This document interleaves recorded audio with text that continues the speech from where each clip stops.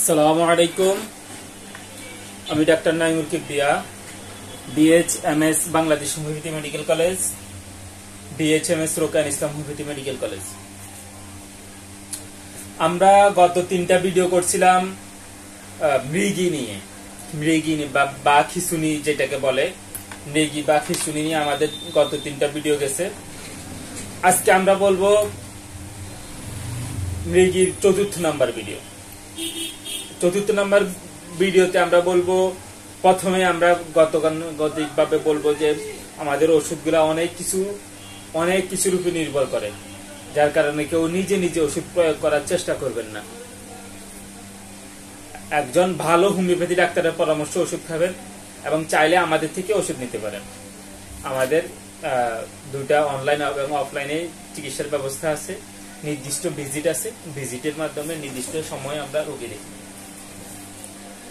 তো এই পর্যায়ে আমরা আমাদের মূল আলোচনায় বলতেছি। প্রথমে যেটা বলবো সেটা হচ্ছে মৃগী রোগী যদি মৃগীর আক্রমণের সময় চিৎকার দিয়ে ফিট হয়ে যায় বা খিঁচুনি উঠে, চিৎকার দিয়ে খিঁচুনি উঠলে আমরা এখানে এরকম রোগীর জন্য মার্কুরিয়া সোলিবুলাস এবং কুফরামেটের কথা চিন্তা করব। মাঝে মাঝে যদি এটা হস্তমৈথুনের রোগীর হয় তাহলে আমরা ল্যাকিসিসের কথা চিন্তা করব। এরপরে ল্যাকিসিসের আমরা যে ব্যাপারটা দেখি সেটা হচ্ছে, অনেক সময় ল্যাকিসিসের যখন ঘুম আসবে, নিদ্রার সময় বা ঘুম থেকে উঠার পরে, ঘুমানোর সময় বা ঘুম থেকে উঠার পরে এই মৃগী আক্রমণ করলে আমরা ল্যাকিসিসের কথা চিন্তা করি।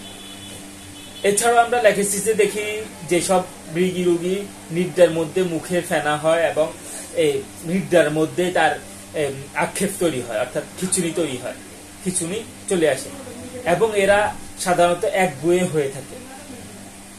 এই একগুঁয়ে সাথে সাথে নিদ্রার মধ্যে খিঁচুনি হওয়া, মুখে ফেনা আসা, এই ব্যাপারগুলো থাকলেও আমরা ল্যাকিসিসের কথা চিন্তা করব।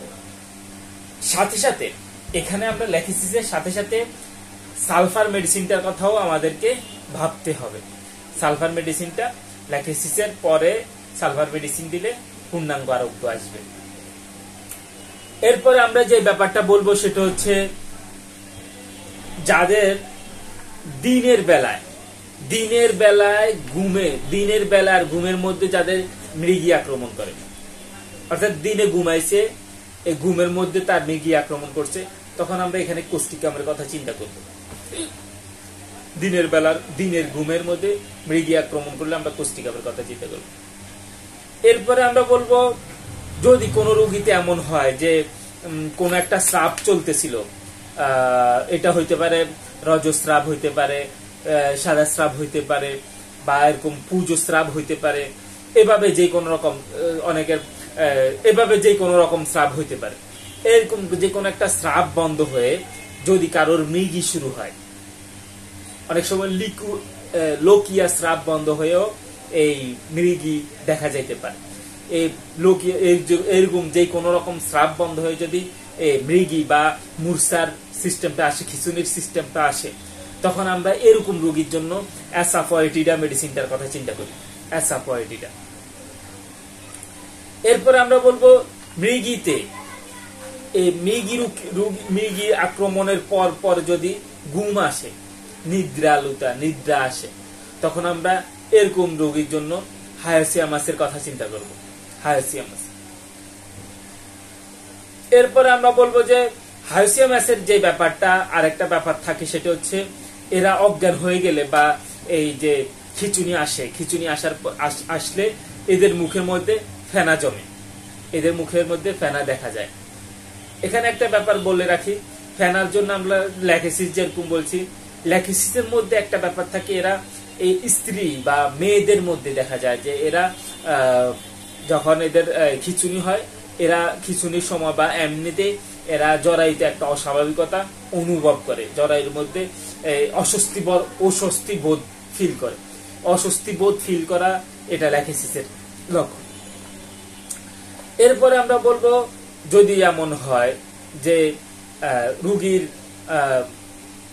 অনুভব করে যে দূর থেকে কেউ তাকে ডাকতেছে, দূর থেকে কেউ ডাকা অনুভব করে যদি খিচুনি আসে, তখন আমরা এদের জন্য স্টামোনিয়ামের কথা চিন্তা করব। স্টামোনিয়াম। তো আজকের মতো আমরা আজকে এখানেই বিদায় নিচ্ছি। পরবর্তী ভিডিও আমরা খিচুনি নিয়ে বাকি আলোচনা করব। এই বলে আমরা আজকের মতো এখানে বিদায় নিচ্ছি। আসসালামু আলাইকুম ওয়া রাহমাতুল্লাহি ওয়া বারাকাতুহু।